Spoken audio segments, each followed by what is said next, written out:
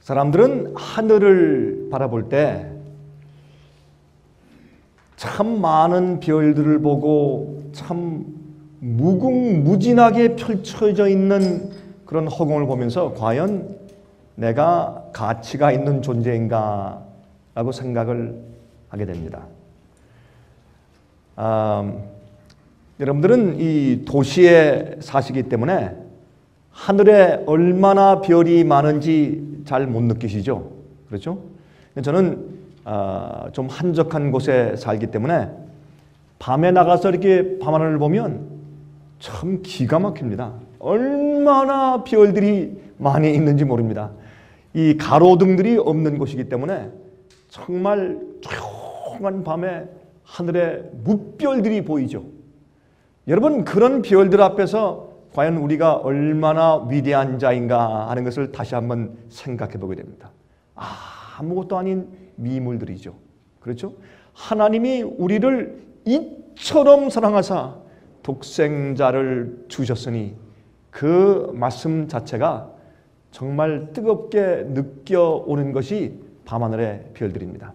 여러분은 이런 하늘의 별들을 보면서 과연 나는 가치 있는 자인가? 또 한 가지, 하나님이 과연 나를 돌보시고 내게 관심이나 있으신가 하는 생각을 우리가 가끔 하게 되는 것입니다.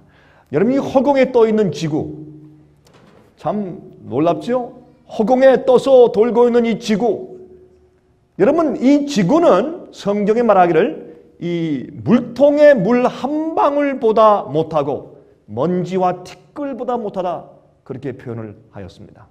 여러분, 이 지구가 허공에 떠 있는데 과연 우리가 이렇게 존재하는 목적이 있을까요? 하나님은 과연 이 지구를 돌보고 계신 것일까요? 혹시 하나님께서 이 지구를 창조하신 다음에 저기 우주 구석으로 어디 여행 가신 것은 아닐까요? 하는 그런 생각이 들 정도입니다. 여러분, 태양과 지구와의 거리를 좀 보십시오. 이 지구가 태양에서 약 한 10인치 정도만 조금 안쪽으로 들어가도 우리가 다 타서 죽는다 그러죠. 10인치만 조금 바깥으로 나가도 우리가 결국엔 다 얼어 죽는다 그래요. 기가 막힌 거리. 이것은 우연일 수 없습니다. 그리고 그 적당한 크기의 조화. 만약에 지구가 조금만 더 크다면, 이 중력의 작용에 의해서 우리가 바깥쪽으로 튕겨져 나가서 우리가 죽을 것이요, 우리가 이 지구의 크기가 조금만 작다고 할지라도 그만 이 중력에 의해서 태양의 이끌림을 받아서 그만 끌려 들어가서 타 죽든지 아니면 부딪혀서 죽을 것입니다.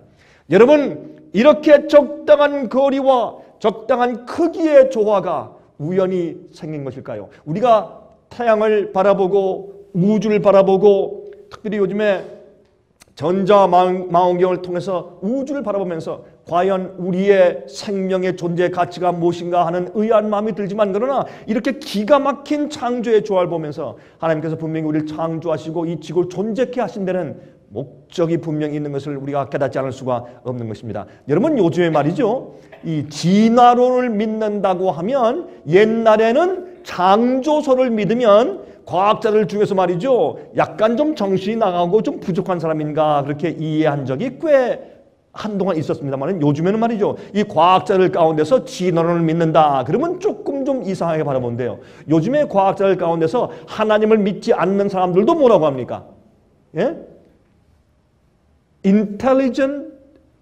intelligently designed, 그렇죠? 지성적으로 디자인된 우주, 하나님은 인정치 않을지라도 그런 얘기가 굉장히 많이 이제 쓰여지고 있는 것을 보게 됩니다. 자, 좀 보십시오. 이것이 우리가 알고 있는 이 갤럭시 은하계입니다.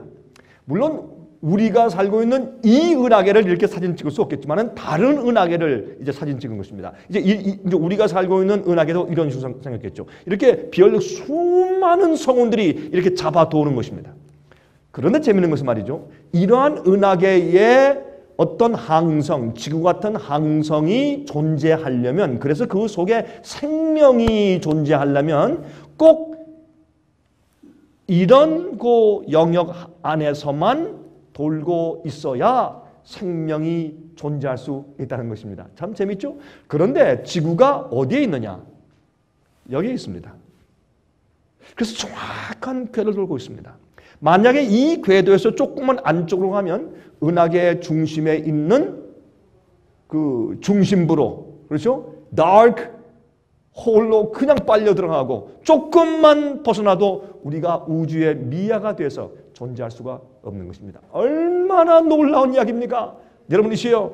자, 그러므로 이 우주의 놀라운 질서와 그 디자인을 보면서 유명한 수학자 코페르니쿠스는 이렇게 말했습니다. 창조주께서 우리가 존재할 수 있도록 하시기 위하여 우주를 가장 질서 있게 만들어 주셨다라고 말을 하였습니다. 여러분 정말 그렇지 않습니까? 여러분이시여, 이 아름다운 꽃들의 색깔을 보십시오. 그 섬세한 그 질을 좀 보십시오. 어떻게 이런 것이 우연히 생길 수가 있겠습니까? 여러분 그 씨앗을 보면 씨앗이 정말 조그맣게 아무것도 아닌데 그걸 심고 비가 온다든지 물을 주면 그 싹을 틔워서 이렇게 아름다운 색깔의 꽃이 나옵니다. 이거 여러분 기적이 아닙니까? 이것을 보고도 하나님의 창조를 부인하는 자는 정말 정신이 나간 사람이지, 그런 사람이야말로. 그렇죠? 자, 보십시오. 이 잎사귀 하나하나, 낙엽 하나하나에도 하나님의 놀라운 솜씨와 창조의 디자인이 그려져 있는 것을 우리가 부인할 길이 없는 것입니다. 자, 여러분, 그래서 베드로후서 1장 15절부터 19절까지 말씀 보시면 이런 말씀이 있습니다. 내가 힘써 너희로 하여금 나의 떠난 후에라도 필요할 때는 이런 것을 생각나게 하려 하노라. 우리 주 예수 그리스도의 능력과 강림하심을 너희 알게 한 것이 공교히 만든 이야기를 쫓은 것이 아니요 우리가 지어낸 얘기가 아니라 우리는 그의 크신 위엄을 친히 어떻게 한 자라? 본 자라. 여러분, 베드로는 말하기를 우리가 직접 보았다 그랬습니다. 예수님의 부활을 보았고 예수님의 승천을 보았고 예수님의 변화산에서의 놀라운 변화하심을 우리가 직접 목격하고 보았다, 그렇게 말을 했습니다. 또 그는 말하기를 지극히 큰 영광 중에서 이러한 소리가 그에게 나기를 이는 내 사랑하는 아들이요 내 기뻐하는 자라 하실 때 저가 하나님 아버지께 존귀와 영광을 받으셨느니라. 여러분, 베드로는 이 말씀을 아버지께서 아들을 향해서 하늘에서 부르짖는 소리를 2번 들었습니다. 예수님의 침례 받으실 때 들었고 변화산 위에서 들었습니다. 이것을 내가 직접 듣고 내가 보았다라고 베드로는 말하고 있는 것입니다. 이 소리는 우리가 저와 함께 거룩한 산에 있을 때 이것은 변화산을 일컫는 것이죠. 하늘로서 나옴을 들은 것이라. 이렇게 말씀한 사도 베드로가 그 다음 절에 무슨 말씀을 하는지 아십니까? 또 우리에게 더 확실한 예언이 있어. 더라는 것은 무엇입니까? More sure prophecy. 그러면 more sure, 그러면 어떤 것보다 더 확실하다 말 아닙니까? 무슨 뜻입니까? 이 말은 내가 변화산에서 직접 보고 예수님께서 변하신 것을 보고 엘리야가 내려오고 모세가 내려온 것보다 더 확실한 하나님 아버지께서 하늘에서 이는 내 사랑하는 아들이요 내 기뻐하는 자라고 직접 말씀하신 그 하나님의 음성을 들은 그것보다 더 확실한 예언이 있어서 성경 말씀입니다. 이 어두운데 비치는 등불과 같으니 날이 새어 샛별이 너희 마음에 떠오르기까지 너희가 이것을 주의하는 것이 가하니라. 오, 사랑하시는 우리 주님 안에서의 형제자매들이지요, 우리가 가지고 있는 성경 말씀과 우리가 이해하고 연구하는 예언은 베드로가 직접 보고 들은 그것보다 더 확실한 말씀입니다. 그래서 우리는 부인할 길이 없고 사실 우리는 핑계할 거리가 없는 것이 여러분 베드로보다 사도 바울보다 여러분과 제가 더 많이 알고 있습니다. 하나님에 대해서.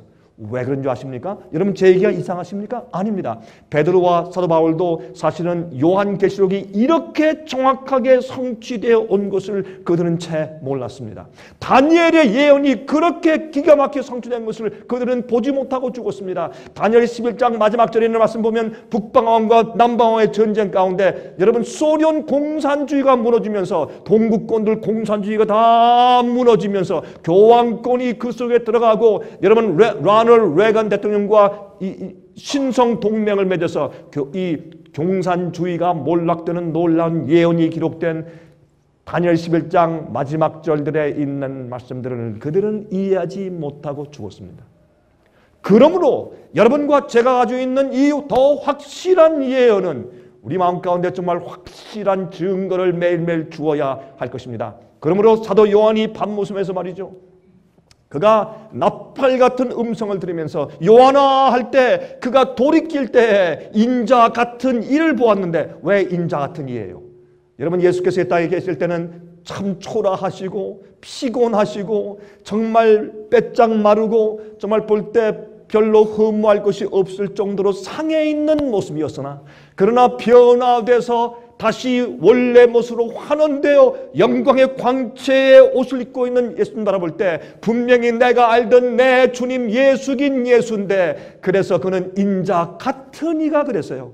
여러분이시여, 이제 머지않은 장래, 여러분 말씀드렸죠. 1년 후일지 2년 후일지 3년 후일지 그 이상은 제가 속상해서 말도 하고 싶은 마음이 없어요. 4년 후 5년 후 전 말을 안 해요. 그만큼 시간이 흐르지 않을 것이기 때문에. 여러분, 제가 시간 정하는 거죠. 조금 이따 보십시다. 예수님 오신 다음에 우리가 승천에 올라갈 때 여러분 저한테 그럴 겁니다. 강 목사님 옳았습니다.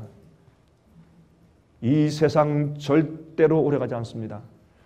여러분들이시여, 죽음과 이별이 다시 없는 세상이 올 때가 얼마 남지 않았습니다. 여러분, 그러할 때에 여러분 우리가 변화된 놀라운 예수님의 얼굴을 배울 것입니다. 햇빛 같은 광채가 나는 얼굴을 배울 텐데, 그때는 죄 없고 거룩하게 된 사람들만 그 앞에 설 수가 있습니다.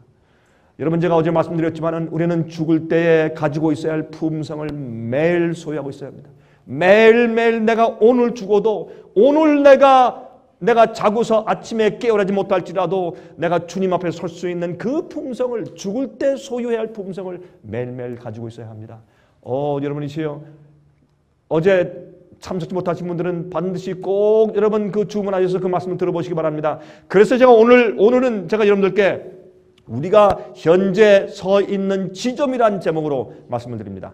여러분, 우리가 이 복음의 체험을 해야 되는데,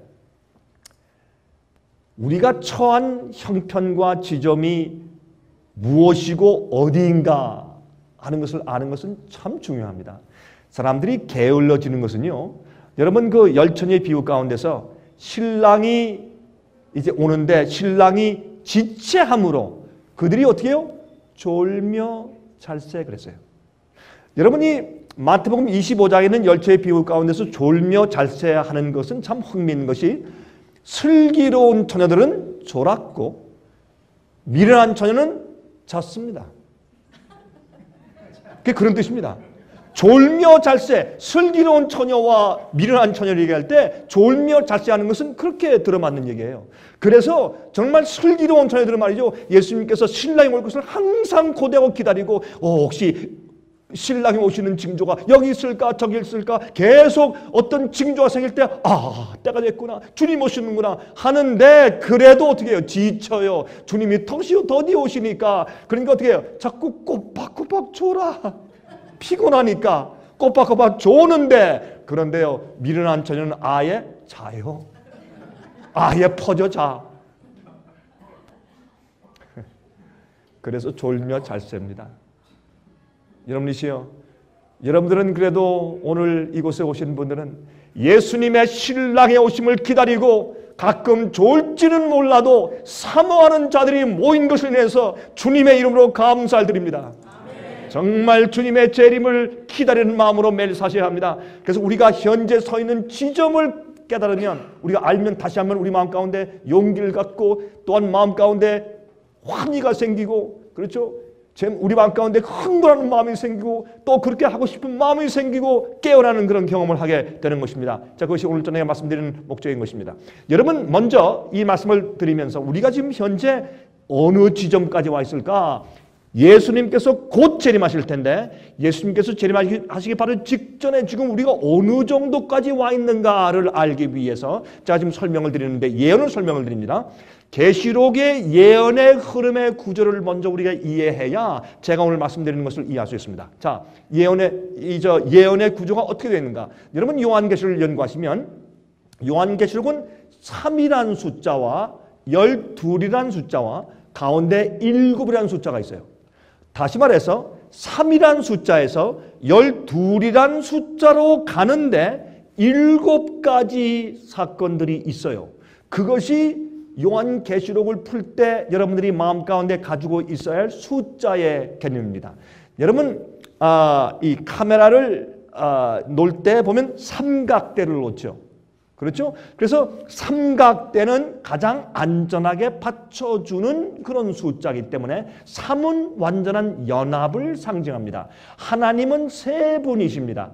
어떤 사람들은 믿기를 성령께서는 하나님 인격을 가진 하나님이 아니라 하나님 아버지나 예수님께로부터 나오는 어떤 기운 같은 파워 같은 전기 같은 것이다, 그렇게 생각을 합니다. 여러분, 아닙니다. 성령님은 인격체를 가지고 계신 하나님이십니다. 여러분, 그런데 하나님 아버지는 우리 인간의 구속사업에 있어서 모든 것을 지도하시고 계획하시는 분으로 역사하시는 것이고, 그 다음에 예수님은 직접 그 전능자들의 회의에서 자원해서 오셔서 여러분과 저의 구세주가 되시고 우리 죄를 대신 지시기 위해서 자원하신 하나님이 예수 그리스도십니다. 성령님은 어떤 분인가? 뒤에 완전히 빠져서 나타나지 아니하고 하나님 아버지의 계획을 실천하시고 예수님께서 행하신 모든 역사를 우리 마음 가운데 감동해서 우리 속에 구원이 이루어질 수 있도록 뒤에서 조용히 받들어 역사하시는 하나님께서 성령님이신 것입니다. 성령님은 성경에 말하기를 성령을 근심하게 하지 말라. 성령께서 단식하신다. 로마서 8장에 성령께서 우리를 위해 대신 간구하시느니라. 여러분, 어떻게 인격체가 없는 존재가 어떻게 단식하며 어떻게 근심을 해요? 예? 어떻게 또 여러분 우리를 대신해서 기도하고 간구합니까? 그러므로 성령님은 하나님이십니다. 인격체를 가지고 계신 하나님이십니다. 여러분, 성령을 받으라, 성령이 내 것이다, 이렇게 성령을 어떤 기운으로만 여기면 성령을 이용해 먹으려고 그래요. 아니에요. 성령께서 우리를 사용하시는 것이지 우리가 성령의 능력을 차지를 받아서 우리가 성령의 능력을 사용하는 것이 아닙니다. 그건 잘못된 생각입니다. 그러므로 여러분, 이 요한계시록은 삼위 하나님, 하나님 아버지와 아들 예수 그리스도와 성령 하나님 세 분께서 맨 마지막에 12이란 숫자를 이루시는 역사를 기록한 것이 바로 요한계시록의 시작입니다. 그래서 요한계시록 1장을 보면 하나님 아버지와 예수 그리스도와 성령의 역사가 나오고, 그 다음부터 맨 마지막에 보면 12대문이 있고 12기초석이 있는 무엇이요? 새 예루살렘 성전이 등장합니다. 그 성전은 12보석으로 지어졌어요. 그 안에 들어가는 자들을 표현하기를 14만 4천 명이라고 상징하는데 14만 4천은 12 곱하기 1000입니다. 12는 영적인 이스라엘 백성 12지파를 상징하고, 또 12는 이스라엘 12지파가 더 이상 하나님께서 사용할 수 없게 되었을 때 12사도를 일으켜서 새로운 영적인 12지파를 일으키시는 그 모습을 말합니다. 그래서 12지파 곱하기 12사도, 그래서 새 예루살렘 성에 보면 12대문에는 12지파의 이름들이 기록되어 있고 기초석엔 12사도들의 이름이 기록되어 있어요. 여러분, 요한계시록에서 사도 요한이 계시를 볼 때 보니까 자기의 이름이 새 예루살렘 성전 12기초석 가운데 하나에 기록되어 있어요. 그때 사도 요한의 그 기쁨과 전율이 어떻겠어요? 자기 이름이 그 거룩한 성에 기록되어 있어요. 야, 참 놀랍겠죠? 근데 그 하나님께서, 세 분께서 이제 이 완전한 12 영적인 지파 교회를 세워 나가시는 과정을 기록한 예언이 요한계시록이에요. 그래서 3에서 12로 가는 것입니다. 자, 이제 요한계시록 1장 4절과 5절을 함께 좀 보도록 하십시다. 여기 보면 이런 말씀이 기록되어 있어요. 요한은 아시아에 있는 7 교회에 편지하노니, 7이라는 숫자가 나오죠. 그래서 3에서 12를 이룰 때까지 7이란 과정을 통과한다고 그렇게 설명되어 있는 그런 구조입니다. 요한계시록은 이제도 계시고 전에도 계시고 장차 오실 이와, 이분이 누굽니까? 이분 누구예요? 예수 그리스도. 그렇습니까? 확실합니까? 여러분, 답변하실 때 조심하세요. 확실해요? 예수님이세요? 예수님이세요? 자, 읽어보십시다. 자, 그러면 이렇게 하십시다. 편지할 때 이제 문안 드리는 겁니다. 예수님의 이름으로 또 그 보좌 앞에 7 영과 이 상징은 누굴 말하는 거예요? 성령님. 그렇죠? 그러면 예수님과 성령님과 또 충성된 증인으로 죽은 자들 가운데서 먼저 나시고 땅의 임금들의 머리가 되신 예수 그리스도로 말미암아 은혜와 평강이 너에게 있기를 원하노라. 자, 그러면 여러분 이렇게 읽으면 되겠어요? 예수님과 성령님과 예수님의 이름으로 은혜와 평강이 있기를 원한다. 그럼 말이 됐습니까? 안 됐습니까? 안 됐죠. 그러면 이제도 계시고 전에도 계시고 장차 오실 리가 누굽니까? 하나님 아버지십니다. 여러분 여기에서 우리가 또 무엇을 얻습니까? 여러분 이 누가복음을 보면 예수께서 말씀하기를 뭐라 그랬습니까? 내가 이 땅에 올 때 나의 영광과 아버지의 영광과 천사의 영광을 올 것이라. 여러분 예수께서 이 땅에 재림하실 때 천천만만 천사와 함께 오는데 하나님 아버지만 댕그러니 혼자 외롭게 우주 중간에 남겨두고 오실 줄 아십니까? 아닙니다. 하나님 아버지가 같이 오시는 겁니다. 성령께서 같이 오시고 우리를 환영하기 위해서. 얘들아, 내가 이 순간을 이렇게 오래 기다렸다. 얘들아, 반갑다. 빨리 와라. 우리를 데리러 하나님 세 분께서 이 땅에 오시고 천천만만 천사가 이 땅에 오실 것입니다. 여러분 그날에 한 분도 빠짐없으시길 제가 주님의 이름으로 간구합니다. 자, 이제 계속 보십시다. 자, 그러면 3이란 숫자에서 12이란 숫자를 가는데 보세요. 우리가 이렇게 정방향, 입방형 정사각형을 우리가 큐빅인데 이 큐빅은 12개의 선이 필요해요. 그렇죠? 자, 보시겠어요? 하나, 둘, 셋, 넷, 다섯, 여섯, 일곱, 여덟, 아홉, 열, 열하나, 열둘. 그래서 입방형 정사각형을 우리가 보려면 12개의 선이 필요해요. 그러므로 이것은 무엇입니까? 꽉 차요. 하나도 부족함이 없는 하나님께서 3에서 12이란 완전한 교회를 이제 만드시는 과정을 그리는 것이 요한계시록에 대한 예언이고 그 디자인이에요. 그런데 여러분 보세요. 여러분 저 요한계시록 21장에 가서 12대문과 12기초축을 가지고 있는 새 예루살렘을 보시면 그것이 어떻게 되어 있어요? 정사각형 입방형이에요. 그렇게 딱 되어 있어요. 그래서 높이와 길이와 넓이가 같아요. 장과 고와 넓이가 같아요. 예?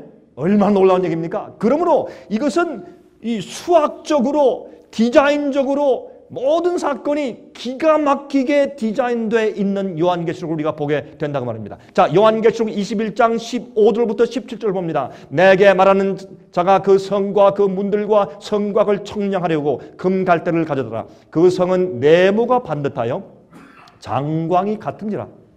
정사각형 입방형이죠. 그 갈대로 그 성을 청량하니 12,000 스타디온이요 장과 광과 고가 같더라.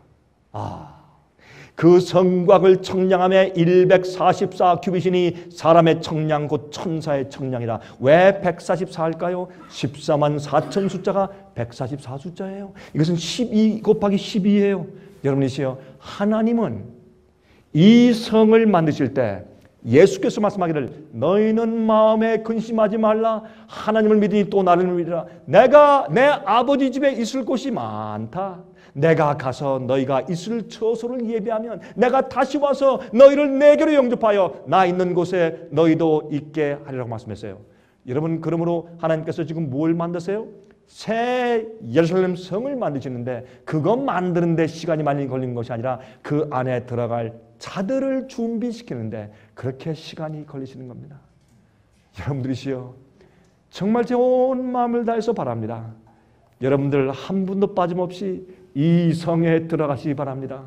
그리고 화면 통해서 보시는 분들이시여, 반드시 이 성에 들어가셔야 합니다. 세상의 어떤 것으로도 이 놀라운 기회를 바꾸지 마시길 제가 부탁합니다. 여러분 또 보십시다. 그러므로 삼위 하나님에서 새 예루살렘 성, 하나님의 참 교회를 세워나가는 과정을 예언해 두셨단 말이에요. 그것이 요한계시록이에요. 그런데 이 3에서 12로 가는 과정에서 주님께서 우리에게 무엇을 보여주셨냐? 7 교회 역사를 보여주시고 7 인의 역사를 보여주시고 7 나팔을 보여주시었어요. 그래서 우리가 이것을 연구하면 여러분과 저는 7째 교회에 살고 있고 또 우리는 6째 인에서 7째 인 마지막으로 옮겨가는 시대에 살고 있으며 7번째 나팔 시대에 살고 있는 것을 확인하게 됩니다. 그러므로 여러분과 제가 살고 있는 이 시대는 마지막 시대입니다. 여러분이시여 제가 말씀드립니다. 분명히 주님은 속히 오십니다. 여러분 이것을 깨닫지 못하고 여러분 아직도 주님께서 옛날 할아버지 할머니 증조 때부터 그렇게 말씀했는데 큰 코 다치십니다. 예수님 속히 오십니다. 근데 기억하십시오. 예수님 오시기 전에 은혜 시간이 먼저 끝나기 때문에 아무도 모를 때 조용히 은혜 문이 닫힙니다. 왜요? 주님의 심판은 마음속에 조용히 지나가기 때문에 그렇습니다. 그러므로 진리를 받을 때 성령의 감동을 받을 때 거절하지 마십시오. 주의하십시오. 진리를 받을 때 거절하지 마십시오. 여러분 한 번, 두 번 작은 거절하면 여러분 머리와 마음이 완악해져서 성령의 감동을 받지 못하는 데까지 나가는데 자기도 모르게 그렇게 된단 말입니다. 조심하시기 바랍니다. 여러분 보세요. 그런데 이렇게 말씀했습니다. 7 교회와 7 인과 7 나팔은 같은 7 시대를 거쳐서 흐르는 예언들이에요. 그러므로 예수님의 승천하신 이후부터 시작해서 예수님의 재림 때까지의 7 시대들을 약 2000년 동안의 역사를 설명하시고 예언해 주신 것이 요한계시록이에요. 예수님의 승천하신 이후부터 사도 요한이 계시를 보고서 기록할 때부터 시작해서 7 시대에 대해서 설명하신 예언이 요한계시록이라고 말합니다. 그래서 어떻게 갑니까? 7 교회와 7 인의 사건들과 7 나팔들의 사건은 동시에 같이 가고 있는 사건들이에요. 어떤 사람 풀기는 7 교회가 끝난 다음에 7 인이 생기고 7 인이 끝난 다음에 7 나팔이 있다. 잘못된 생각입니다. 여러분 그렇게 풀면 전혀 이 예언들이 맞지가 않는 것입니다. 그래서 에베소 교회의 이 첫째 인이 되고 그 다음에 첫째 나팔이 됩니다. 그래서 하나하나 이 7 교회와 7 인과 7 나팔은 거의 같은 동시대를 같이 이렇게 이제 움직이고 있는 것인데 7 교회는 무엇을 말하는가? 7 교회는 말이죠. 이 7 교회의 예언은 교회 안의 영적인 상태 흐름에 대해서 예언해 줘요. 에베소 교회 때 초대교회 뜨거운 사랑의 교회입니다. 그런데 서머나 교회는 무슨 교회예요? 핍박받아 순교자의 피를 흘리는 시대예요. 그렇죠? 그 다음에 버가모. 그래서 그 다음에 쭉 나가면 그 다음부터 어떻게 돼요? 점점 타락하고 타협하는 시대가 지나가요. 그러므로 이렇게 교회에 흐를 때에 교회 속의 영적인 상태를 예언해 준 것이 7 교회 예언이고 그 다음에 7 인은 무엇인가? 7 인의 예언은 각 시대의 교회에 대한 하나님의 심판을 예언하는 것입니다. 그 시대마다 어떤 자가 주의 백성이고 어떤 자가 타락한 자고 주님께서 어떻게 심판하시고 하는 것을 예언해 준 것이 7 인의 사건들이에요. 여러분 인은 도장 아니에요? 주님께서 딱딱 도장을 치시고 심판하시는 것을 설명하는 것이에요. 그러면 7 나팔은 무엇입니까? 여러분 나팔 부는 것은 뭐예요? 나팔은 기상 나팔도 있지만은 특별히 나팔 불 때는 뭐하는 거예요? 경고하는 것이에요. 예? 경고, 전쟁에 대한 경고예요. 7 나팔의 예언은 이 세상 나라들에 대한 하나님의 심판을 예언합니다. 특별히 배도한 교회를 지지하는 세력들을 심판하시는 것을 상징합니다. 7 나팔 예언 가운데 이 세상에 있는 모든 예언들이 다 전쟁들이 다 기록되어 있을까요? 아닙니다. 세계 1차, 2차 대전들이 7 나팔 가운데 기록되어 있지 않습니다. 그러면 7 나팔에 있는 예언들은 어떤 것을 다루었느냐 하면 여러분 7 교회와 7 인은 교회 안에 있는 사건을 다룬 예언들이고 7 나팔은 교회 밖에 있는 세상에 관한 사건들을 다룬 것인데 교회와 관계가 있는 사건들이에요. 무슨 관계예요? 타락한 교회를 지지하는 세력을 하나님께서 치시고 심판하시는 전쟁의 난리의 역사를 예언해 주는 것이 일곱 나팔이에요. 그래서 일곱 교회와 일곱 인이 진행되는 동안에 교회 안에서 진행되는 예언 가운데서 교회 밖에서는 이런 일들이 있을 것이다 라고 예언해 주신 것이 일곱 나팔 예언이기 때문에 일곱 교회와 일곱 인과 일곱 나팔은 일곱 사건들이 같이 병행해서 똑같이 흐르고 있는 것으로 보는 것이 정확한 것입니다. 여러분, 그런 식으로 성경을 보시면 성경이 한눈에 보여요. 예? 한 번은 한 분이 저한테 그런 얘기를 하더라고요. 이분이 이제 교육자인데, 목사님, 제가 이제 요한계시록을 연구하다가 이게 이해가 안 돼서 막 애를 썼는데, 강 목사님의 이 요한계시록 강의 가운데 서론을 한 편 딱 보고 나니까 갑자기 제 눈이 확 열려서 그 요한계시록 끝까지 쫙 보이더라 그래요. 그 말이 맞아요. 이 처음 시작할 때 요한계시록의 구조를 이해하고 흐름을 딱 이해하면 요한계시록에 대한 예언이 한눈에 보이게 됐어요. 이게 안 되니까 뒤죽박죽이에요. 그러니까 뭐 이리 갔다 저리 갔다 그렇게 되는 것입니다. 그러므로 이것이 요한계시록을 이해하는 이제 흐름의 구조인 것입니다. 자, 오늘은 제가 일곱 나팔을 설명드리는데 일곱 나팔을 설명하려면 여러분 저와 함께 밤을 새셔야 합니다. 여러분들 그럴 마음이 없으시죠? 여러분 저도 지금 그럴 만한 목청이 남아있지도 않습니다. 그러므로 제가 간단하게 줄여서 말씀드리는데 여러분 제가 이것을 다 자세하게 설명을 드리지 못하지만 여러분들은 어떻게 하시는가 하면 혹시 제가 기록한 요한계시록 강의 책이 없으시면 나가면서 제 이름은 무엇인데 그 책을 보내주세요. 그렇게 하십시오. 그러면 저희가 여러분들에게 요한계시록 제가 쓴 강의 책을 보내주겠습니다. 혹시 다니엘 강에서 쓴 것이 없으면 그거 여러분 신청하시면 보내드리도록 하겠습니다. 그런데 그 책을 보시면 자세하게 기록되어 있으니까 그걸 좀 참고하시고 또 우리 그 월간지에도 있고 또 우리 웹사이트에 들어오시면 이해할 수 있으니까 그렇게 제가 자세한 것은 거기에 맡기고 제가 간단하게 구조적으로 규격만 좀 말씀을 좀 드리도록 하겠습니다. 그 다음에 제가 결론을 좀 말씀드리겠어요. 자, 일곱 나팔은 무엇인가? 전쟁을 경고하는 나팔들입니다. 계시록 8장과 9장과 11장에 기록된 일곱 나팔 예언들을 우리가 잠깐 좀 이해해야 될 것입니다. 이렇게 되어 있어요. 일곱 나팔은 교회 밖에 있는 이 세상에 일어나는 그런 투쟁들 말하는 것이죠. 첫 번째 나팔과 둘째 나팔, 셋째, 넷째, 다섯째, 여섯째 나팔. 우린 지금 일곱 번째 나팔 시대에 살고 있어요. 이것은 하늘이 무너져도 이것은 정확한 것입니다. 제 모든 것을 걸고 말씀드립니다. 요한계시록 맨 마지막에 우리가 일곱째 나팔 시대에 사는 것은 부인할 길이 없습니다. 그러므로 예수께서 오시기 바로 직전에 살고 있는 것이 너무나 분명합니다. 여러분, 이 일곱 나팔의 예언은 이 세상 나라들에 대한 하나님의 심판인데 특별히 배도한 교회와 그 배도한 교회를 지지하는 이 세상 나라들의 세력에게 주님께서 어떻게 심판하시는가, 어떤 다른 민족들과 나라를 통해서 치심으로 그들을 징계하시는 모습을 그린 것이 일곱 나팔이에요. 그래서 이 일곱 나팔은 반드시 일곱 교회와 일곱 인과 관계가 있는 것이어야 한다 그 말입니다. 자, 그러면 우리가 지금 오늘날 우리가 살고 있는 이 시대의 사건들을 우리가 이 예언을 통해서 이해하게 돼요. 자, 보십시다. 요한계시록 8장 2절부터 6절까지 보시면 내가 보매 하나님 앞에 시위한 일곱 천사가 있어 일곱 나팔을 받았더라. 또 다른 천사가 와서 제단 곁에 서서 금향로를 가지고 많은 향을 받았으니 이는 모든 성도의 기도들과 합하여 보좌 앞 금단에 드리고자 함이라. 향연이 성도의 기도와 함께 천사의 손으로부터 하나님 앞으로 올라가는지라. 천사가 향로를 가지고 단 위에 불을 담아다가 땅에 쏟음에 뇌성과 음성과 번개와 지진이 나더라. 일곱 나팔 가진 일곱 천사가 나팔 불기를 예비하더라. 여기 보니까 지금 이 제사장이 어떻게 향로를 땅에 쏟으니까 무엇입니까?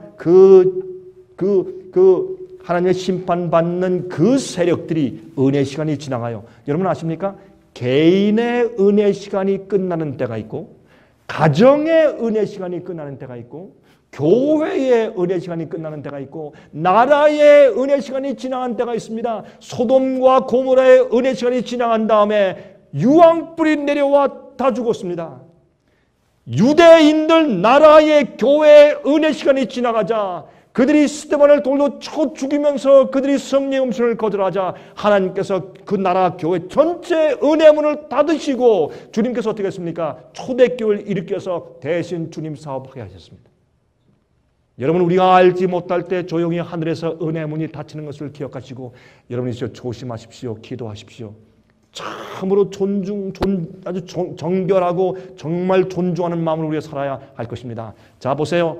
그런데 처음내 나팔은 요한계시록 8장 7절, 8절, 10절, 12절에 있어요. 첫째 천사가 나팔 부니까 피 섞인 우박과 불이 나서 땅에 쏟아지며, 여러분, 우박은 추운 거예요. 그래서 북쪽에서부터 어떤 세력이 쳐들어오는 것을 이렇게 상징적으로 얘기를 해서요. 만화처럼 이렇게 설명해 둔 것이에요. 이것을 진짜 하늘에서 우박이 오고 불이 내리고 이렇게 해석하는 사람들은 자꾸 미래로 붙이는 것은 잘못된 생각입니다. 여러분, 둘째 천사는 나팔 부니까 불 붙는 큰 산과 같은 것이 바다에 빠져요. 그러니까 이것은 무엇입니까? 저기 남쪽에 있는 지중해에서 이 해전이 생기는 것이에요. 여러분, 반달족과 특별히 그 애굽 쪽에는 반달족과 지중해에서 로마 군대가 싸울 때 큰 산 같은 큰 배들이 산에 막 물에 막 빠지고 그냥 막 불타고 하는 그런 것들을 이렇게 상징적으로 표현한 것이에요. 10절에 셋째 천사가 나팔 부니까 횃불같이 탄 큰 별이 하늘에서 떨어지니까 강들의 3분의 1과 여러 물샘에 떨어지며, 여기는 이 훈족의 아틸라 장군이 그의 별명이 쑥이었어요. 이것은 여러분 역사책에 보면 다 나와요. 그는 너무나 써서 가는 곳마다 사람들을 너무나 잔인하게 정복하고 해서 그 사람의 별명이 쑥이었어요. 쓰다. 그래서 여러분이 이 물들은 사람을 상징하니까 가는 곳마다 사람들이 정말 쓴 경험을 했어요. 그래서 큰 횃불이라고 얘기했어요. 그래서 큰 횃불 같은 별이 딱 떨어지고 이렇게 상징적으로 설명한 것을 볼 수 있어요. 12절에 넷째 천사가 나팔 부니 해 3분의 1과 달 3분의 1과 별들의 3분의 1이 침을 받아. 이것은 이 훈족이 쳐들어와서 말이죠. 로마에 들어와서 로마를 정복하는데 거기에 상원의원, 하원의원들, 황제, 이게 뭐예요? 그 당시에 해, 달, 별이라고 얘기했어요. 자기들이. 그런 자들이 침을 받아요. 이런 식으로 상징적으로 그 당시 사람들이 이해할 수 있는 언어를 가지고 우린 좀 이상하지만은 이렇게 상징적으로 이렇게 설명해 놓은 것이 나팔 얘기예요. 그러므로 제가 이것을 일일이 다 역사적인 것을 들어서 설명하면 시간이 걸리니까 간단하게 진행합니다. 그러므로 일곱 나팔의 첫째 나팔은 무엇인가 하면 고트족의 알라릭 장군이 이제 로마를 쳐들어오는 것이에요. 그래서 이렇게 생각하시면 돼요. 예수님을 십자가에 못 박고 세계를 정복해서 그리스도인을 핍박하는 그 세력을 주님께서 4번, 첫째, 둘째, 셋째, 넷째 나팔을 통해서 4번에 걸쳐서 징계하시고 심판하심으로 북쪽에 있는 게르만 민족이, 훈족들이, 동쪽에 있는 사람들이, 서쪽에 있는 사람들이, 남쪽에 있는 사람들이 쳐들어와서 로마를 치고 괴롭히고 하는 그런 사건들을, 그게 뭐예요? 초대교회, 그 다음에 그 순교사 시대, 타협 시대, 이렇게 이 세상의 역사가 지나갈 때 그때 하나님께서 이 교회 주위에 있는 나라들을 하나님께서 어떻게 징계하시는가 하는 투쟁을 보여주신 것이 일곱 나팔이에요. 그래서 첫째 나팔, 두 번째 나팔, 반달족의 겐세렉 장군의 공격과 세 번째 나팔, 훈족의 아틸라 장군의 공격과 네 번째 훈족의 오도아셀 장군의 공격, 이런 것들로 이 로마를, 특별히 서로마를 하나님께서 징계하시고 책망하시고 심판하시는, 그래서 서로마가 멸망하는 모습을 그린 것이 뭐예요? 그것이 일곱 나팔의 첫째, 둘째, 셋째, 넷째 나팔인 것입니다. 자, 그러면 이것이 그 당시 그렇게 됨으로 서로마 제국이 몰락하게 되었는데, 그런데 다섯째와 여섯째와 일곱째 나팔이 나타나는데 그것은 무엇인가? 이것이 중요해요. 제가 이것을 오늘 말씀드리는 것입니다. 이 다섯째, 여섯째, 일곱째 나팔을 뭐라고 말하느냐? 화로다. 화. 이것은 굉장히 어려운 경우입니다. 이것은 정말 화예요. 화가 임했다 그러죠. 이런 화인데 무엇을 말하는 것인가? 이것은 우리가 도무지 오해하지 못하게, 이용할 수 없도록 하기 위해서 정확하게 설명해 주셨어요. 우리 그걸 좀 보시겠어요? 어떻게 설명하셨는가 보십시다. 8장 13절 보세요. 내가 또 보고 들으니 공중에 날아가는 독수리가 큰 소리로 이르되, 이 독수리는 천사죠. 독수리로 표현했지만 천사가 큰 소리로 이르되 땅에 거하는 자들에게 화가 있으리로다. 이 외에도 새 천사의 불 나팔 소리를 이남이로다 하더라. 무슨 말이에요? 네 천사가 지나간 다음에 5번째, 6번째, 7번째 나팔을 부는 천사 때문에 그 세 천사들의 나팔은 이 세상에 큰 화가 임하는 것이다.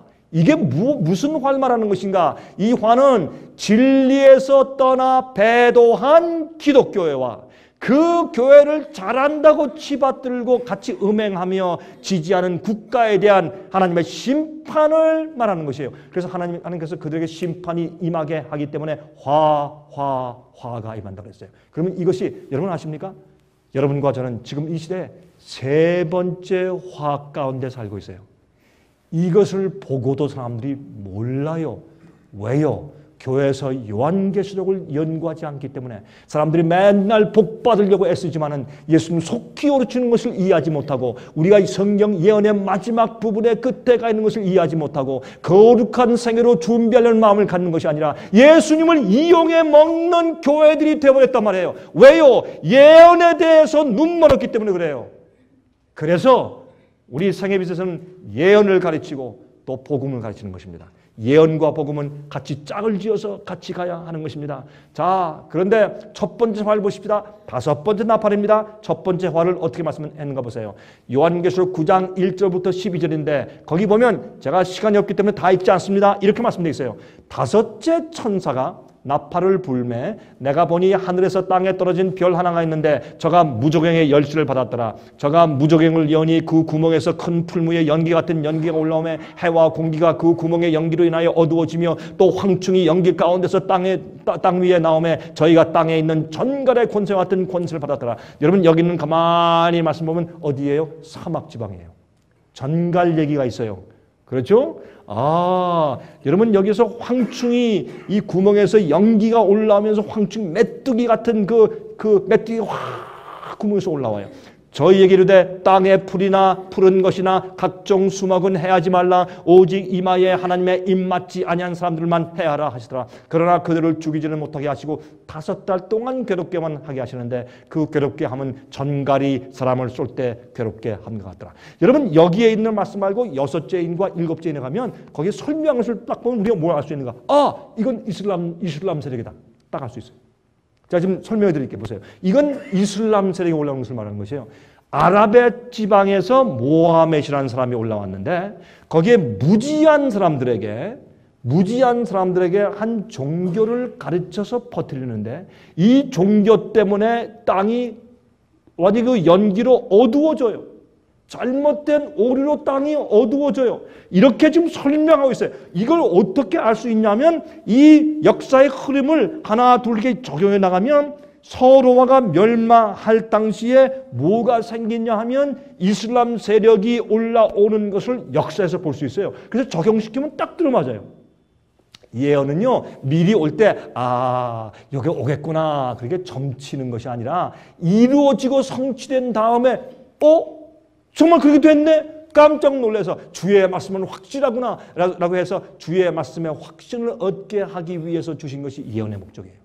제가 한 번은요 한국에서요 어떤 집사님 만나니까 저한테 그러더라고요. 악수하면서 자꾸 제 눈을 쳐다봐요. 그래서 제 눈에 뭐 들어갔습니까? 아닙니다 목사님, 제가 성령을 받았는데 제가 받은 성령 은사는 뭐냐면 어떤 사람을 악수하면서 그 사람 눈을 가만히 쳐다보면 그 사람의 과거가 제게 다 보입니다. 그러더라고요. 별 성령 다 있어요. 요새 성령 팔아가지고 장사 잘해요. 별 사람들, 목사들도 성령 팔아가지고 돈 잘 벌어요. 근데 제가 그랬어요. 그 집사님한테 딱 제 눈을 쳐다보면서 그랬어요. 집사님 종로 3가에 가서 요만큼 펴놓고 토종 비교보면 돈 잘 벌겠수다. 얼굴이 빨개져요. 제가 크게 야단을 쳤어요. 어디 함부로 성령 팔아서 장사합니까? 성령께서 뭐 할 일 없어서 누구에게 남의 과거를 보여주세요? 하나님은 그런 분이 아니요. 하나님은 우리의 과거를 감추어서 비밀리에 개인적으로 심판하시지 어디 남이 과거를 볼 수 있게 해주시고 무슨 뭐 점쟁인가? 여러분이시여, 예언은 미리 앞으로 뭐 오는 것을 알게 하기 위해서 점쟁이로 주신 것이 아니요. 복음이 경험되지 않고 앞으로 뭐 온다 그것만 알면 그건 점쟁이지. 그게 아니라 하나님의 말씀이 확실한 것을 깨닫게 하기 위해서 예언을 주셨는데 예언을 보고 나서 어떻게 해요? 하나님이 더 그립고 하늘이 더 그립고 주의 말씀이 확실하고 그 다음에 복음이 내 마음속에 들어가서 회개할 마음이 생기고 거룩하게 되겠다는 마음 가운데 충격이 생기는 것이에요. 예언을 이해하면. 네? 자 보세요. 그런데 여기에 보세요. 오직 이마에 하나님의 입맞지 아니한 사람들만 있더라. 모하멧이 죽은 다음에 그 이후에 나타난 지도자 장군의 이름이 아부바컬 장군인데 이 아부바컬이 쓴 편지 가운데 이런 편지가 있어요. 너희들이 다니다가 머리를 민 사람들을 머리를 빡빡 깎아서 산속에 사는 사람들은 쳐서 죽이라. 그런데 머리를 빡빡 밀지 않았지만은 조용히 한적한 곳에 살면서 하나님을 잘 섬기는 사람들은 가만 놔두고 건드리지 말아라. 그렇게 했어요. 옛날에 머리를 빡빡 깎은 사람들은 승려들이었어요. 수도원들. 제가 더 이상 설명 안 합니다. 무슨 뜻인지 아시죠? 여러분 이 성경에는 오직 이마에 하나님의 입맞지 아니한 사람들만 해하라 하더라는 말씀까지 여기 기록된 것을 우리가 보는데 역사적으로 얼마나 정확하게 성취됐는지 제가 더 이상 설명을 못 드리겠어요. 보세요. 근데 그날에 사람들이 죽기를 구하여도 얻지 못하고 죽고 싶으나 죽음이 저희를 피하리로다. 왜요? 괴롭히니까 이 세력이 여러분 이 이슬람 세력이 일어나서 동로마를 괴롭히는데 무지무지하게 괴롭혔어요. 그런데 보세요. 황충들의 모양은 전쟁을 위하여 예비한 말들 같고 자 보세요. 이 세력이 제가 뭐라 그랬어요? 지금 아라비아에서 올라온 무슨 세력이라? 이슬람 모슬렘 세력이다 라고 얘기했죠. 여기 보세요. 그 성경이 딱 그렇다고 설명해줘요. 말들 같고 그 머리에 금 같은 면류관 비슷한 것을 썼으며 어떻게 군대들이 달려가는데 면류관 같은 것을 썼어요. 이 금관 같은 것을 쓰면서 전쟁을 했대요. 이게 다 주님께서 설명해 주시는 것이에요. 그 얼굴은 사람의 얼굴 같고 또 여자의 머리털 같은 머리털이었어요. 이 군대들이요. 금관 같은 것을 쓰고서 머리를 길게 이 긴 머리를 가지고 전쟁한단 말이에요. 그게 누구예요? 세상 역사 가운데 그런 군대는 딱 하나밖에 없는데 이슬람 군대예요. 이걸 본 사람들이 모르는데 여러분 이거는 성경 연구를 안 하려고 작정한 것이지 이렇게 자세히 설명했는데도 이 5번째 나팔의 첫 번째 화는 이슬람이다 모른다 하는 것은 여러분들은 성경을 안 읽으려고 작정한 사람들이죠. 그러니까 모르는 거죠. 이렇게 설명하셨는데 제가 그림 보여드릴게요. 그 이는 사자의 이 같으며 또 철흉갑 같은 흉갑이 있고 그 날개들의 소리는 병과 많은 말들이 전장으로 달려가는 소리 같으며 또 전갈과 같은 꼬리와 쏘는 살이 있어 그 꼬리에는 5달 동안 사람들을 해하는 권세가 있더라. 저희에게 임금이 있으니 무조갱의 사자라. 여러분 히브리 이름으로 아바돈이요 헬라 이름으로 이름은 아블루온이더라. 첫째 화는 지나갔으나 보라 아직도 이후에 화 둘이 이르로다. 여러분 보세요. 옛날에요 이 이슬람의 최고 대장을 아블론이라고 불렀어요. 아블론이 무슨 뜻이에요? 영어로 destroyer, 파괴자. 무서운 전쟁을 해서 이 사람들은 코란이냐 칼이냐 안 받아 죽였어요. 아주 잔인하게 죽였어요. 이것이 이슬람 군대였어요. 이렇게 설명을 했어요. 여러분 좀 보실래요? 옛날 오토만 터키 군대의 모습을 보세요. 이런 터반을 썼어요. 예? 이런 관 같은 모습을 썼어요. 그 다음에 그들은요 황충이 메뚜기 떼가 확 달려가는 것처럼 그렇게 그렸죠. 황충이 달려가는 것처럼 그들이요 막 이런 소리를 내면서 달려갔어요. 여러분 이 아메리칸 인디안들 달려갈 때 그렇죠. 막 이러잖아요. 그런 식으로 소리를 지르며 달려갔단 말이에요.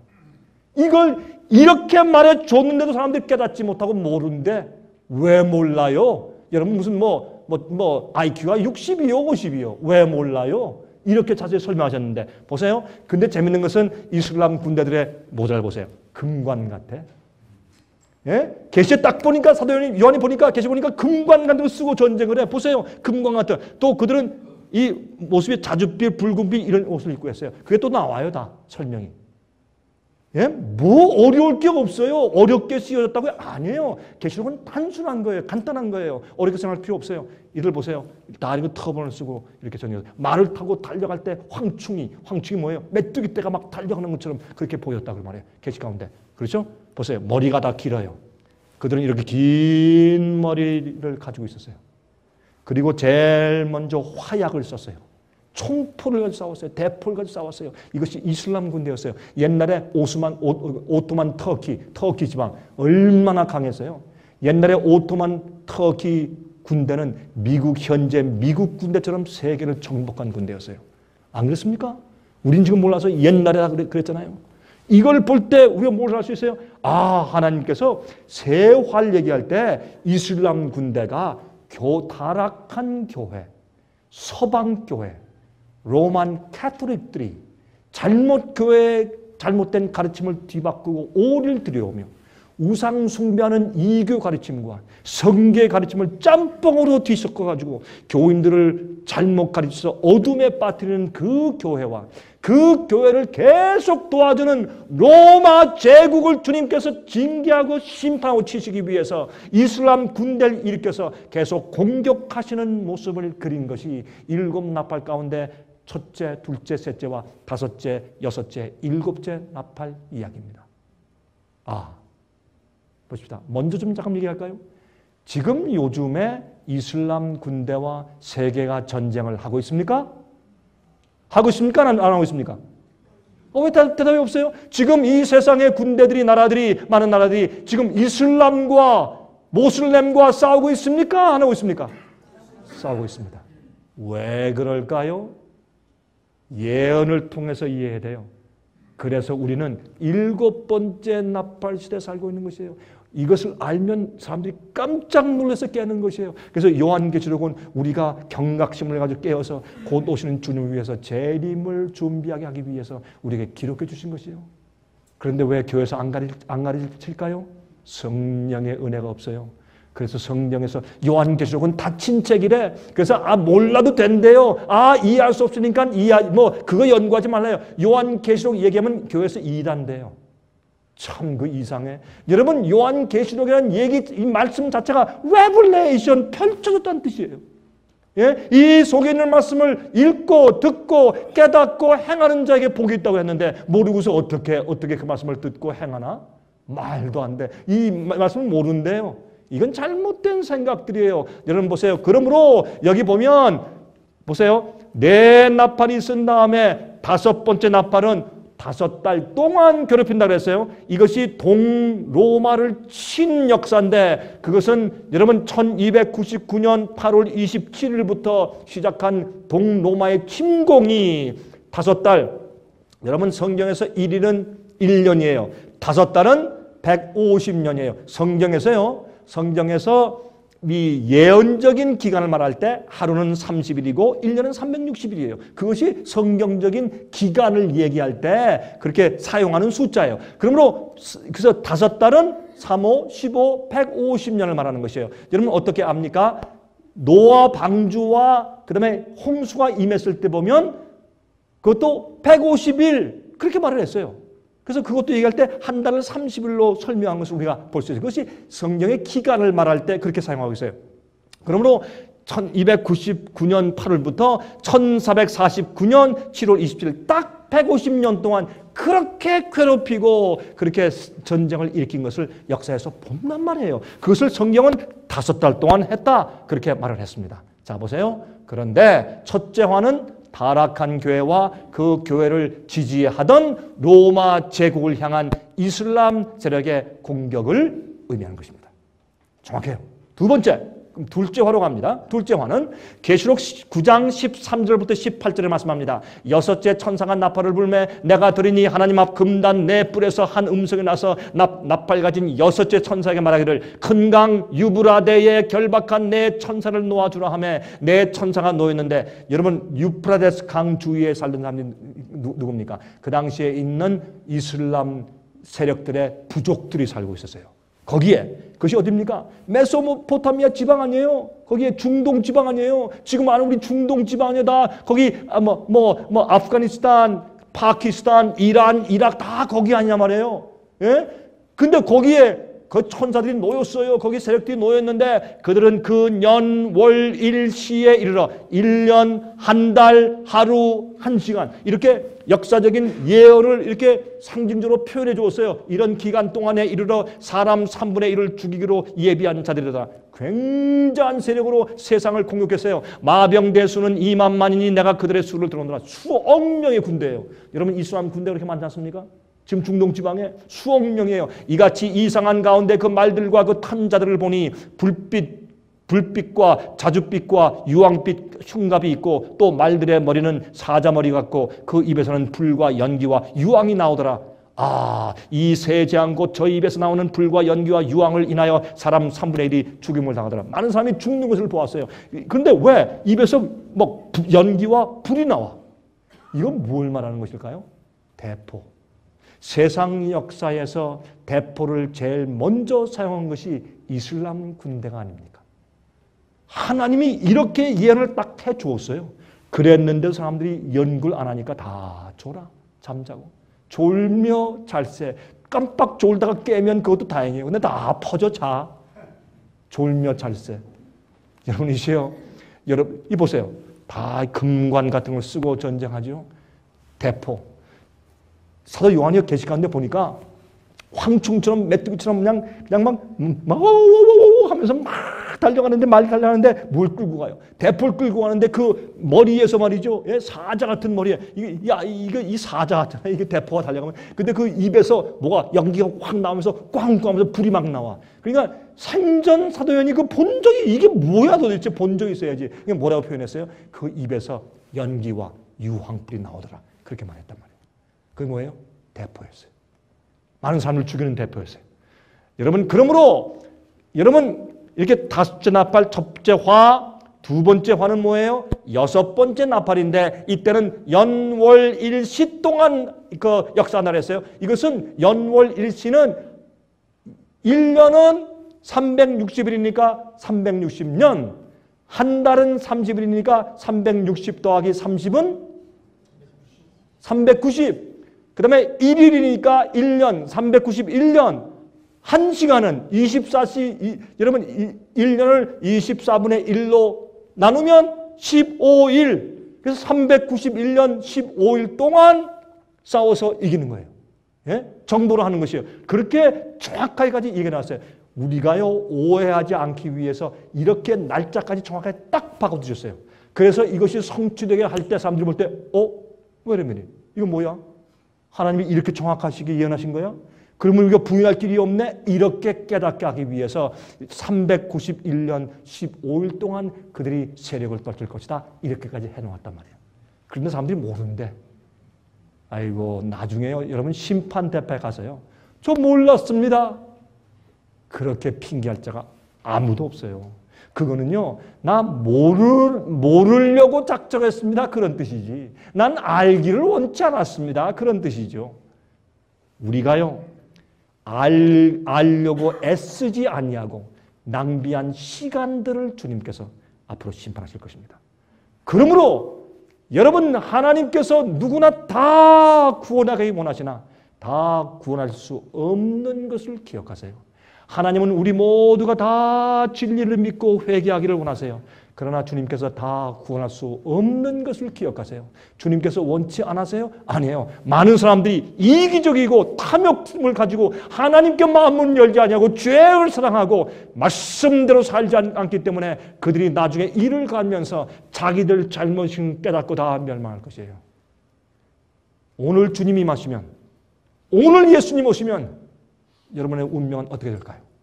오늘 여러분 잘 때 조용히 숨이 멎으면 여러분은 주 앞에 설 때 나중에 어떤 자격으로 설까요? 기억하셔야 돼요. 여러분 그런데 재미있는 것은 말이죠. 아까 보니까 5달 동안 괴롭혔죠. 5달 예언이 끝나는 때가 언제였어요? 1449년 7월 27일자였어요. 여러분 제 말만 믿지 말고 역사 가서 책을 읽어보세요. 딱 그렇게 돼 있어요. 그러면 거기에서 391년 15일이 나와요. 2를 더해보세요. 그러면 1840년 8월 11일이 나와요. 그런데요. 참 재미있는 친구가 있었어요. 1830년도 말기에 살던 사람인데 이분이 그 당시에는 이 장로교 계통의 목사였어요. 그분의 이름이 조시아 리치라는 목사님이 있었어요. 이 목사님 배짱 좋은 사람이요. 아마 그 당시에 제가 있었으면 전 이런 배짱 좋은 예언을 못할 텐데 이 목사님은 배짱이 있어가지고 가만히 연구하니까 이 연구하니까 1840년 8월 11일이 딱 나오거든요. 그러니까 예언을 했어요. 내가 말하는데 오토만 터키 저 강력한 제국이 그 당시엔 미국처럼 강한 국가가 있으니까 저 세력이 1840년 8월 11일에 망합니다. 딱 예언했어요. 그러니까 정신 나간 얘기죠. 목사가 이런 예언하니까. 그래서 사람들이 다 비웃고 정신 나갔다. 그 당시에 이 조시아 리치 목사를 비웃는 만평이 신문에 막 나고 난리가 났어요. 막 비웃고 그랬어요. 그러니까 그 당시에 이 젠틀맨스 클럽, 이 신사들 클럽이 있죠. 지금 미국에도 아주 부유층에만 들어가는 그런 클럽들이 있잖아요. 거기에 아주 부자들의 이 젠틀맨스 클럽이 있었는데 그 클럽 회원들이 미국에 그 당시 한 3,000명 있었대요. 그 3,000명 정도가 막 웃으면서 비웃으면서 말하기를 만약에 조시아 리치 말이 맞았다면 우리 모두가 다 성경을 믿고 교회에 나가겠소 라고 호언장담을 했어요. 그게 신문에 기사가 났어요. 그런데요. 옛날 사람들은요. 장부 1원이 충천금이에요. 요새는 장부 1원 1전도 안 돼요. 요새는 너무나 획가다 해가지고 뭐 말해야 소용이 없어요. 옛날엔요. 말했으면 그것이 약속이요. 사인이 필요 없어. 수표가 필요 없어. 말했으면 그걸 지키는 것이 옛날 사람들 아니었어요. 그래서 3,000명 호언장담을 했네. 그런데요. 1840년 8월이 됐어요. 8월 1일, 2일, 3일, 4일, 5일. 그런데 이상한 일이 생겼어요. 이 터키 지방에 있는 오토만 제국이 애굽을 치려고 했어요. 애굽 세력이 올라가니까 애굽을 치려고 하니까 그 애굽이 말이죠. 어떻게 했는가? 유럽에 있는 프러시아 같은 그 당시에 그 유럽 그 연합 세력에게 우리를 도와주시오라고 소리를 질렀어요. 그러니까 그 당시에 유럽 연합 세력이 그 당시 약화되고 있는 오토만 터키 세력에게 당신을 건드리지 마라. 우리가 애굽과 우리 동맹을 맺고 당신 전부 다 한번부터 쳐버린다. 이렇게 하니까 그러니까 어떻게 해요? 움찔했어요. 그런데 그때 말이죠. 대사가 이 유럽에서 애굽까지 가는데 갈 때 지중해를 가는데 풍랑이 와가지고 3일을 지연했어요. 일찍 도착하지 않고 3일을 지연해서 딱 도착해서 그 임명장을 주면서 걱정하지 마시오. 우리가 보호합니다. 그래서 그 1840년 8월 11일 날 오토만 터키가 역사에 보면 유럽 연합에게 손들었어요. 항복했어요. 알겠습니다. 우리 치지 마시오. 우리가 당신을 말리겠소. 라고 항복해서 손든 날짜가 1840년 8월 11일이었어요. 이러니까 3,000명이 어떻게 했어요? 다 교회 갔어요. 요즘 사람 같으면 안 가지. 내가 언제 그랬어 이러지. 오리발 내밀죠. 그 당시 사람들은요. 말한 거 지켰어요. 지금 이 시대 신자들이 그런 인테그리티가 있으면 다 교회 가겠죠. 안 하죠. 여러분 하나님께서 이렇게까지 해서 이 화는 이슬람 세력인 것을 우리에게 깨닫게 해주셨어요. 자 보세요.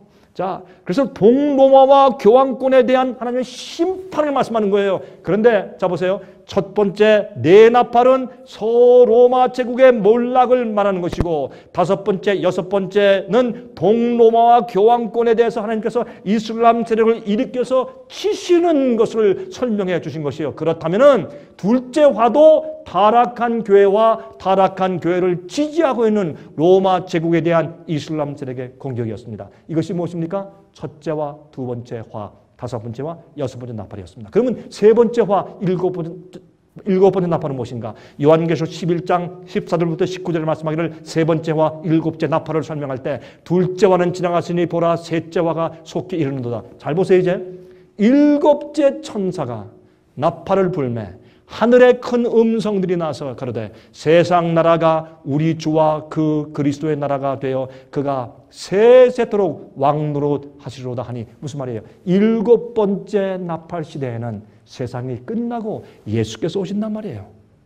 우리가 보니까 다섯 번째와 여섯 번째 나팔, 첫째와 두 번째 나팔은 지나갔어요.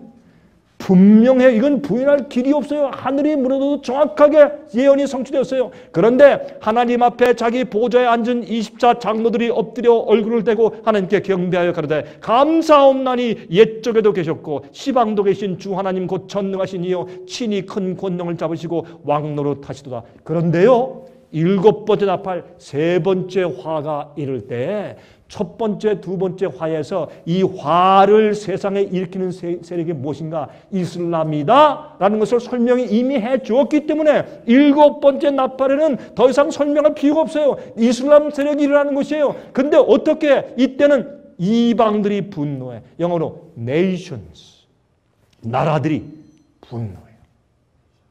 와, 여러분 창세기를 보시면 이런 말씀이 있어요. 여러분 이스마엘은 앞으로 어떻게 해요? 이스마엘 후손들은 재밌어요. 이스마엘 자손들도 12아들이 있어요. 야곱도 12아들이 있는데 이스마엘도 12아들이 있어요. 그래서 아랍 국가들은 자기들이 12지파래요. 이거 장난이 아니에요. 이란 대통령은요, 이란 대통령은 자기가 마지막 시대에 이 모하메드 왕국이 다시 이 땅에 세워지기 위해서 택함받은 12사도 가운데 하나라고 믿는 사람이에요. 이 자드죠. 아메 자드. 이 사람은 자기가 12사도 가운데 하나를 믿는 사람이고 그 사람은 세상과 특별히 미국을 향해서 성전, 홀리 워를 하고 있는 사람이에요. 이거 종교전쟁이에요, 그들에게는. 그런데 보세요. 이방인들이, 네이션들이 분노해.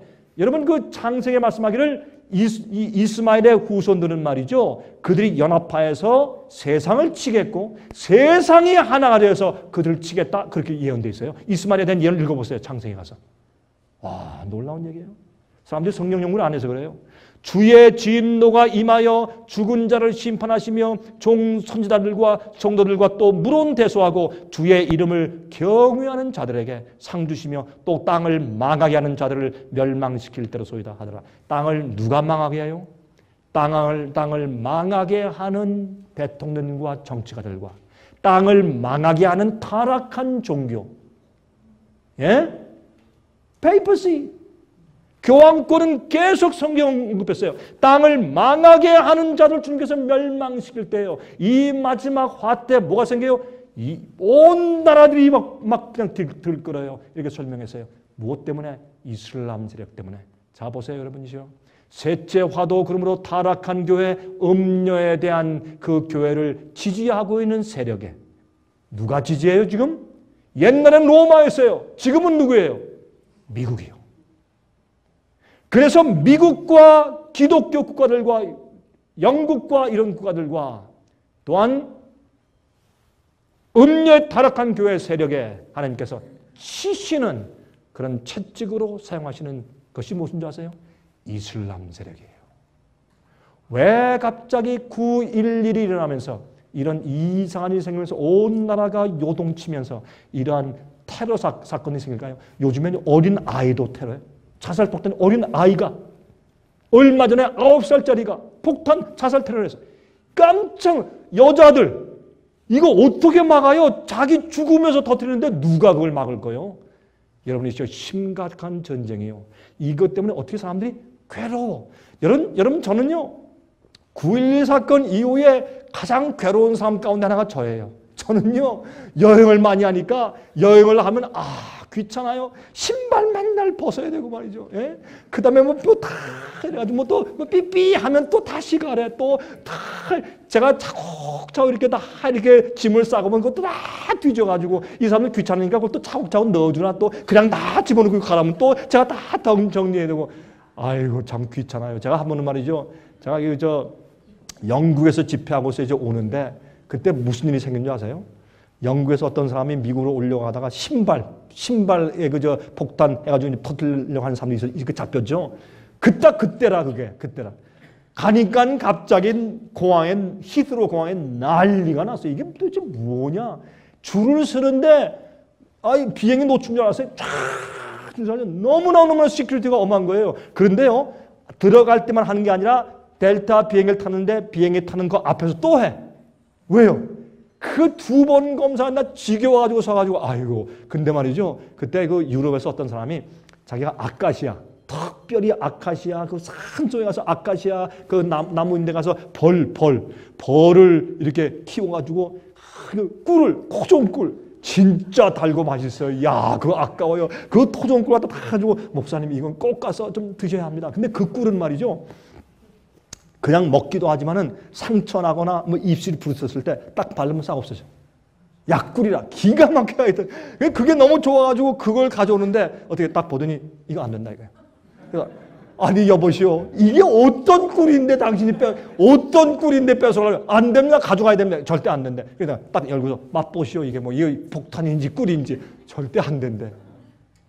그날 제가 얼마나 고생했는지 여러분이시요. 왜 이렇습니까? 세상이 왜 이렇게 괴롭습니까?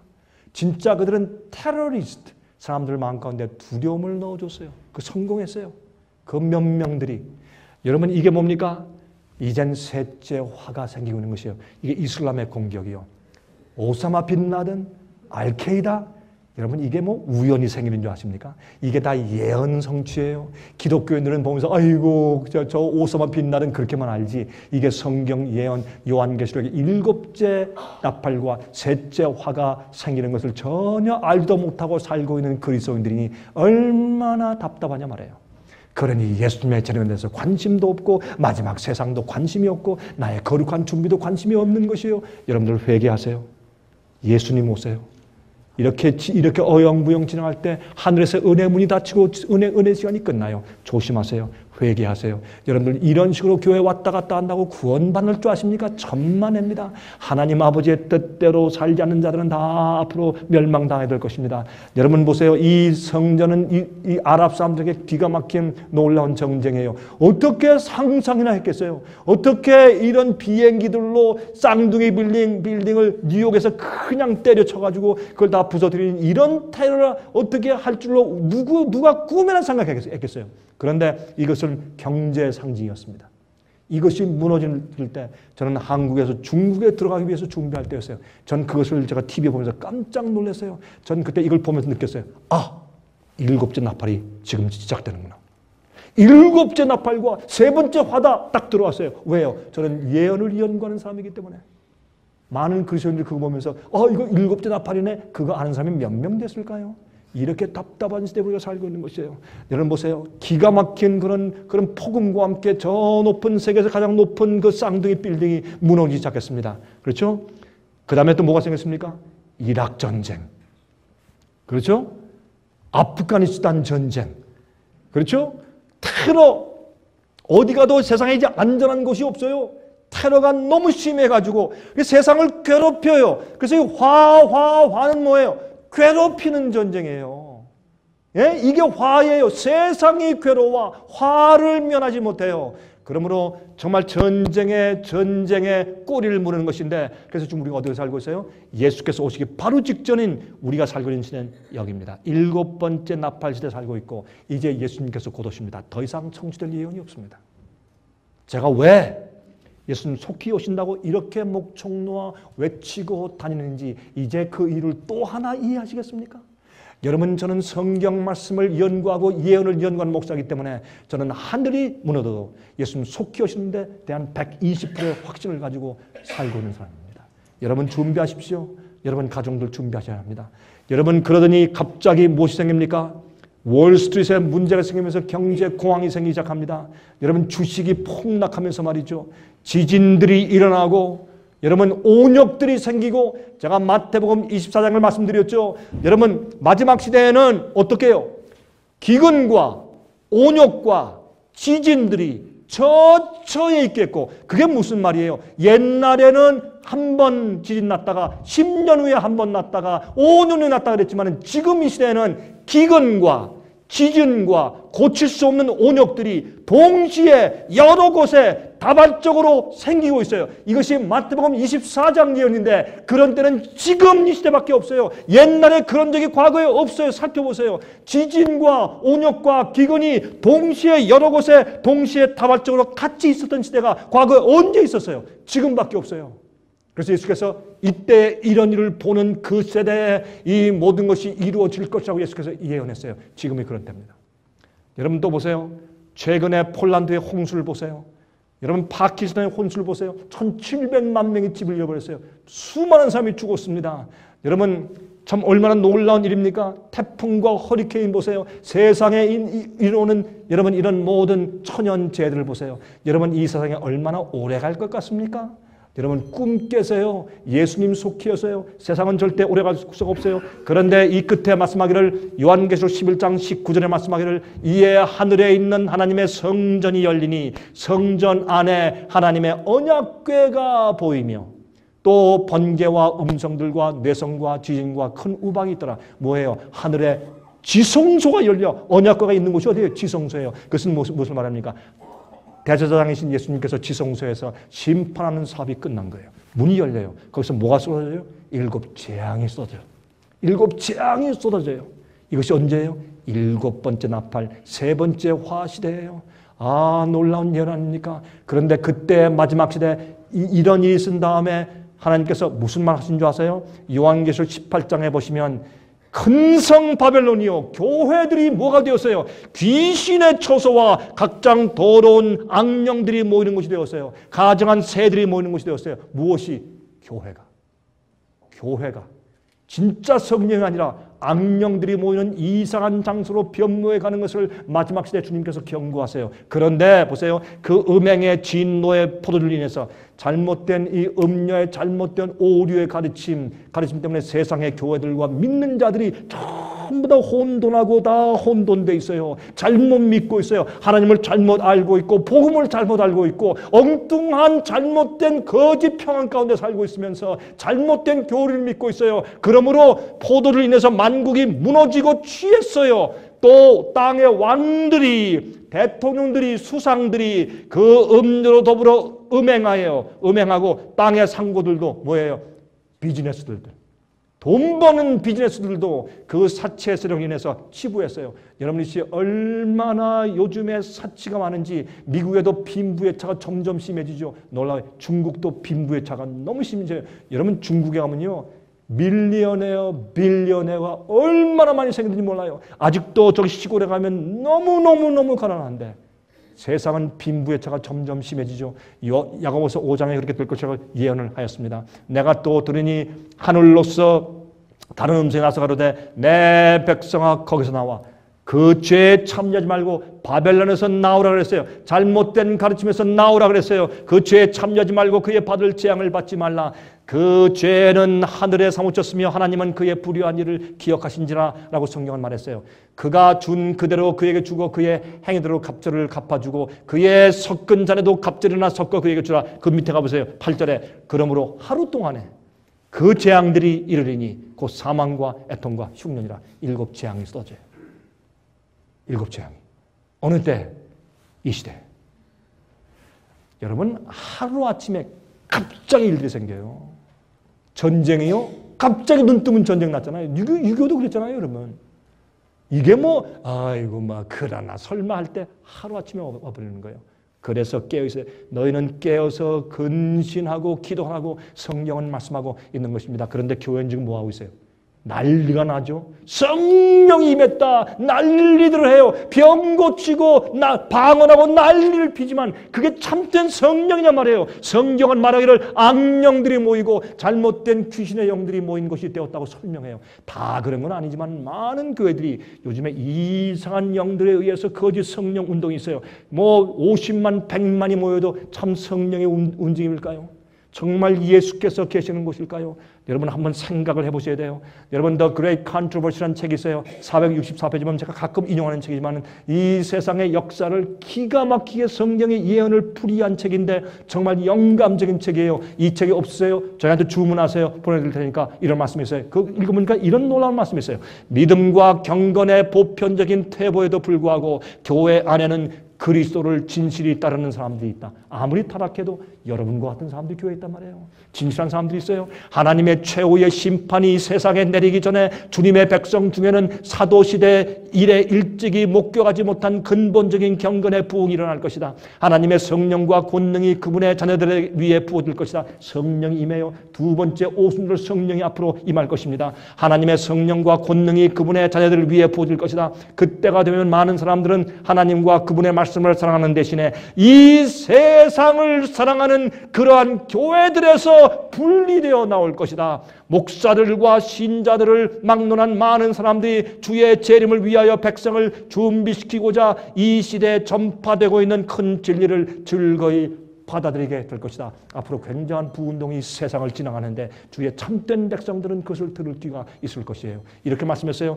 그러나 사람들의 원수는 이 일을 방해하려고 마귀는 이 운동이 일어나기 전에 진짜 두 번째 오순절의 성령 운동이 생기기 전에 마귀는 먼저 뭘 해요? 가짜 운동을 꾸며냄으로써 이를 막으려고 노력할 것이다. 여러분 가짜 이 위조 집회는요 미리 하는 거예요. 가짜 운동은 미리 해야지 진짜 운동이 온 다음에 하면 사람들이 믿지 않기 때문에 가짜 운동이 먼저 생겨요. 요즘엔 성령을 받았다 난리를 치는 이 성령 운동은 참 성령 운동이 아니에요. 이제 진짜 경건한 거룩한 오순절 성령 운동이 진짜 앞으로 곧 임할 텐데 그때는 참 하나님의 성령이 역사할 거예요. 그 전에 이렇게 마귀가 지금 난리를 치고 있는 겁니다. 여기 보세요. 그의 기만의 세력 안에 모이는 교회들 가운데는 마치 하나님의 특별한 축복이 내린 것처럼 보이게 할 것이다. 그리하여 신앙적 큰 부흥이 일어난 것처럼 생각하도록 나타낼 것이다. 많은 사람들은 실상은 전혀 다른 영의 역사임에도 불구하고 하나님께서 그들을 위하여 놀라운 정도로 역사하고 계신다고 기뻐할 것이다. 이와 같이 사탄은 종교의 가면을 쓰고 자기의 세력을 모든 그리스도 교계에 확장하기에 전력할 것이다. 놀라운 책이죠. 보세요. 이런 놀라운 얘기를 한 책에 다 있어요. 과거 반세기 동안에 일어난 신앙 부흥의 대부분에는 다소간 그와 같은 영향이 활동해 왔던 바 장래에는 더욱 광범위한 운동들 가운데 나타날 것이다. 앞으로 더 할 것이란 말이에요. 이 책은 약 한 100년 전에 쓰여진 책이에요. 110년 전에 쓰여진 책인데 이런 말을 우리 시대를 마치 보는 것처럼 이렇게 말씀해 놓았어요. 진리와 허위가 혼합된 감정적 흥분이 있으며 지금 그래요? 꼭 그래요. 그것은 오도되기 쉽게 만들었다. 그러나 아무도 속임을 받을 필요는 없다. 하나님의 말씀의 빛으로 보면 그런 운동의 내용을 분별하기가 결코 어렵지 않다. 진리로만 분별해야 돼요. 여러분 감정적으로 그런데 휩쓸리면 안 되는 것입니다. 무릇 사람이 성경의 증거를 등한히 하고 극기하고 세속을 버리도록 요구하는 분명하고 심령을 살피게 하는 진리에서 돌아설 때 하나님의 축복을 받지 못하는 것이 분명하다. 여러분 그래서 여러분 보세요. 이걸 이해하셔야 돼요. 거짓 성령 운동의 특징이 무엇인지 아십니까? 이거를 보면 여러분이 분별할 수 있어요.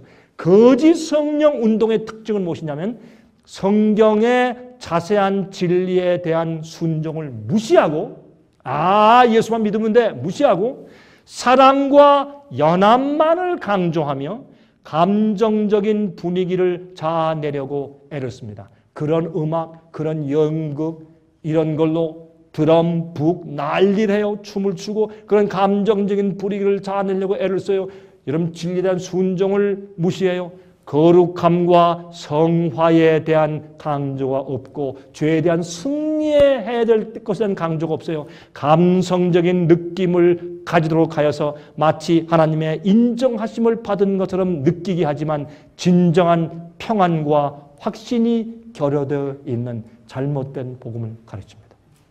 이것이 거짓 성령 운동의 특징입니다. 여러분이시여 사도 바울은 우리에게 뭐라고 썼는지 아십니까? 갈라디아 5장 16절에 내가 이르노니 너희는 성령을 쫓아 행하라. 그리하면 육체의 욕심을 이루지 아니하리라. 참된 성령을 받으라 그랬어요. 여러분 성령의 열매를 아시죠? 여러분 갈라디아 5장 22절과 25절까지 어떤 말씀이십니까? 오직 성령의 열매는 사랑과 희락과 화평과 오래 참음과 자비와 양선과 충성과 온유와 절제니 이 같은 것을 금지할 법이 없느니라. 보세요. 성령의 열매는요, 사람들이 오해해요. 사랑을 받으면 나중에 희락이 생기고 그 다음에 화평이 생기고 그 다음에 오래 참게 되고, 아니에요. 성령의 열매는 한꺼번에 생기는 것이에요. 성령이 역사하든지 안 하든지 둘 중에 하나지 서서히가 아니에요. 성령의 9가지 열매는 우리가 거듭나고 굴복하고 진리로 거듭나서 주의 은혜가 생기면, 성령이 임하시면 우리 가운데 성령의 열매 9가지가 다 존재하는 것이에요. 사랑이 있고 즐거움이 있고 화평이 있고 인내가 있고 자비함이 있고 양선함이 있고 충성과 온유 절제가 다 있는 것이에요. 근데 나는 사랑은 있는데 절제가 없어, 이거 잘못된 거예요. 그게 아니에요. 오해한 거예요. 성령은 하나예요. 성령의 열매가 한꺼번에 열리는 것입니다. 그래서 이런 특징이 우리 속에 있어야 돼요. 이것이 예수님의 재림을 맞는 우리의 품성입니다. 이것은 금지할 법이 없어요. 우리 힘으로 노력해서 하는 것이 아니라 내가 굴복할 때 내 속에 내 자신은 주님과 성령께서 나를 그렇게 만들어주시고 그런 성령의 열매를 맺게 하시기 때문에 그러한 것입니다. 여러분 보시오. 그리스도 예수의 사람들은 육체와 함께 그 정과 욕심을 십자가에 못 박았느니라. 자기가 죽고 예수께서 사시고 세상의 정과 욕심을 십자가에 못 박은 자가 성령의 열매를 받아요. 여러분들이시오, 돈을 사랑하십니까? 정욕을 사랑하십니까? 출세를 사랑하십니까? 세상을 사랑하십니까? 여러분 속에는 성령의 열매가 없을 것입니다. 잘 생각해 보십시오. 우리가 그 나라와 그 일을 먼저 구하면 우리에게 필요한 모든 것을 다 주시겠다고 약속했어요. 그러나 세상의 욕심을 가지고 애를 쓸 때 성령의 은혜가 우리 마음 가운데 떠나는 것을 여러분 아시죠? 여러분, 우리는 스스로 속일 수가 없습니다. 만일 우리가 성령으로 살면 또한 성령으로 행할지니, 성령이 우리 가운데 계시면 우리의 생애는 성령을 쫓아 살게 되는 것입니다. 여러분, 우리가 스스로 속이지 맙시다. 적당히 나 이러면 구원받겠지, 나 교회 30년 다녔는데 내가 헌금 바친 게 얼만데. 여러분, 예수께서 말씀하기를 내가 너희를 도무지 알지 못한다고 말씀하실 것이에요. 그거와 구원은 아무 상관이 없어요. 여러분, 우리가 죄를 버리고 성령을 받아야 돼요. 예수님이 참 마음 가운데 계시는 경험을 해야 돼요. 여러분, 제발 제 얘기 들으세요. 여러분, 제가 괜히 여러분 겁주는 것이 아니에요. 여러분, 만일 우리가 성령으로 살면 또한 성령으로 행할 것이라 그랬어요. 자, 보세요. 두 번째 오순절이 오고 있습니다. 두 번째 오순절 성령이 임할 때 이 세상이 뒤집어지고, 옛날에는 유대 땅이 뒤집어지고 성령의 큰 능력과 복음이 전파됐지만 이제는 두 번째 성령이 임하실 때 온 세상의 복음섬에 맞춰지고 주의 종들이 성령에 충만해서 일할 때, 그때 큰 핍박이 올 것입니다. 어떤 때 두 번째 성령 역사에 임한 줄 아세요? 짐승의 표의 환난, 요한계시록 13장 예언이 성취되는 즈음에 성령이 퍼부어져요. 그때 주의 계명을 지키고 예수 믿음을 가진 주님의 참된 남은 백성들이 성령을 받고 그때 가서 누구에게 잘못된 음료와 하나님께서 심판하시는 세력에 의해서 그들이 곧바른 증언하며 침례요한처럼 그들이 일어나 세상 도처에서 일어나서 성령의 음성으로 복음을 전할 것이에요. 세상이 그때 뒤집어지고 난리가 나요.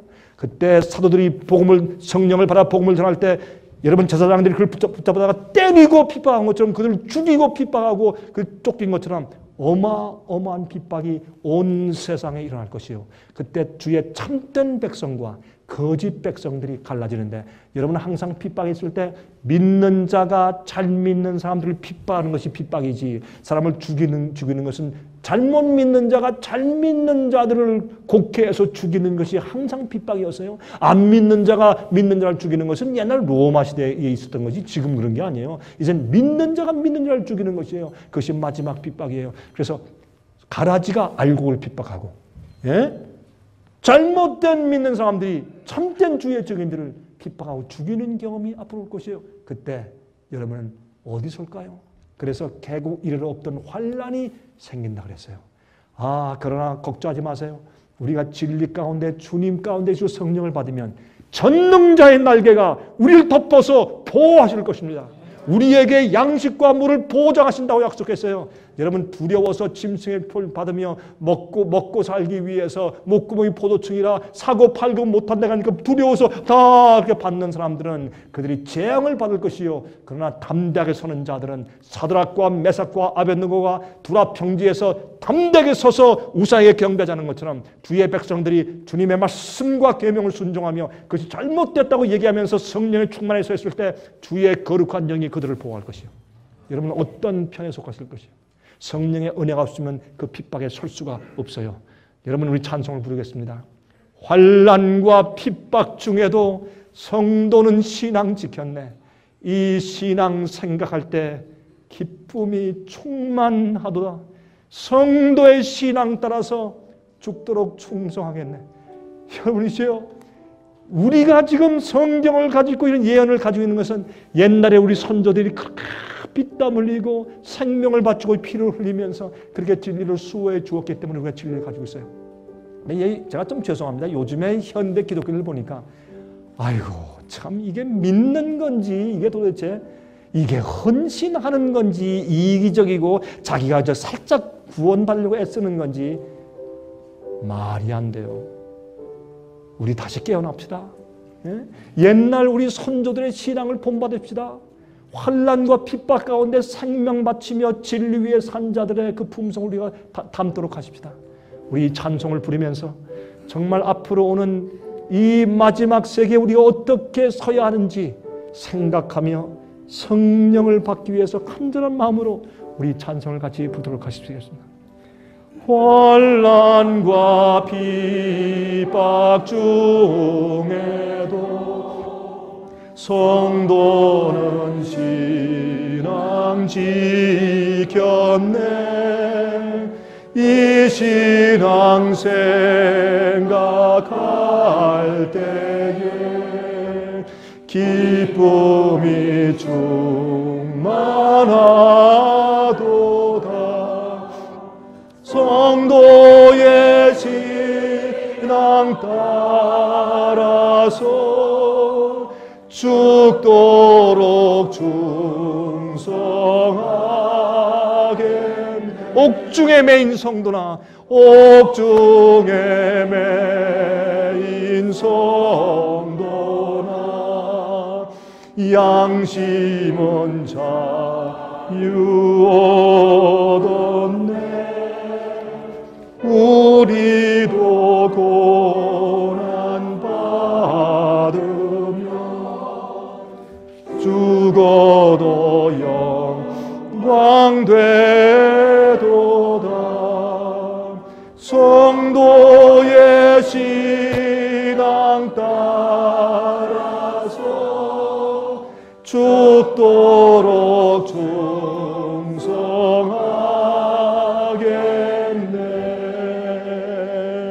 아멘.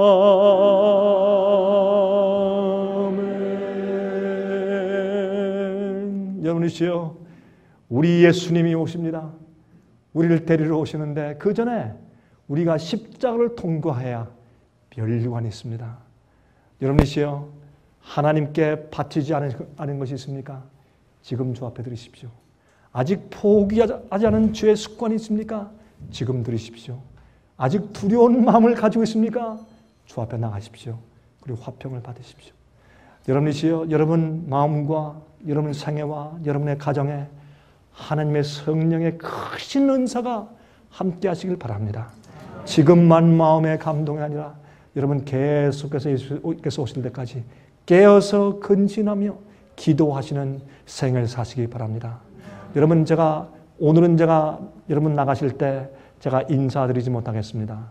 왜냐하면 제가 여기 남아있겠습니다. 여러분 가운데 혹시 저와 같이 기도하고 싶은 분이 계시거나 아니면 질문하고 싶은 분이 계시죠. 어떤 분들은 좀 질문 시간을 줬으면 좋겠습니다 하는 분들이 몇 분 계셨어요. 여러분들 가운데 혹시 제가 이번 3일 동안 제가 강의한 것이나 아니면 여러분이 성경을 연구하다가 꼭 좀 알고 싶은 것이나 좀 질문하고 싶은 분들이 계실 것입니다. 그런 분들은 여기 남으세요. 남으면 제가 오늘 여러분들께 질문을 받고 답변하는 그런 기회를 드리도록 하겠습니다.